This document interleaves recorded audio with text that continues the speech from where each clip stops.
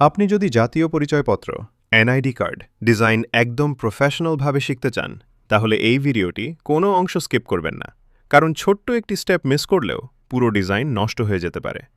আজকের ভিডিওতে আমি এমন কিছু প্রফেশনাল টেকনিক, সঠিক সাইজ, ফন্ট সেটআপ, অ্যালাইনমেন্ট এবং ডিজাইনিং ট্রিক্স দেখাবো যেগুলো অনেকেই সাধারণত শেয়ার করেন না।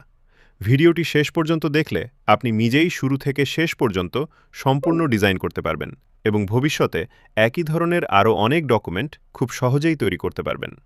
আসসালামু আলাইকুম, কেমন আছেন সবাই? আশা করি মহান আল্লাহর রহমতে সবাই ভালো আছেন।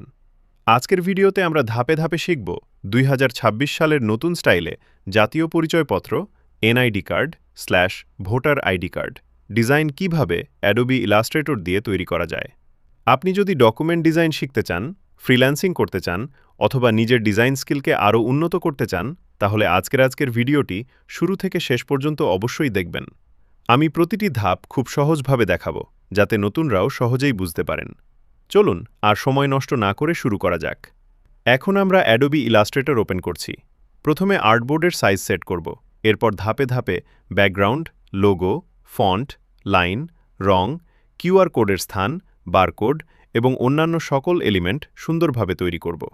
ভিডিওটি ভালোভাবে ফলো করলে আপনিও খুব সহজে এমন একটি ডিজাইন তৈরি করতে পারবেন।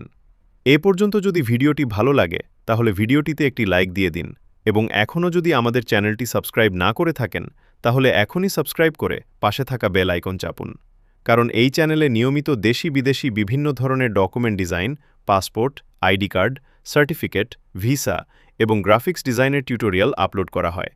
গুরুত্বপূর্ণ ঘোষণা, একটি গুরুত্বপূর্ণ বিষয় জানিয়ে রাখি।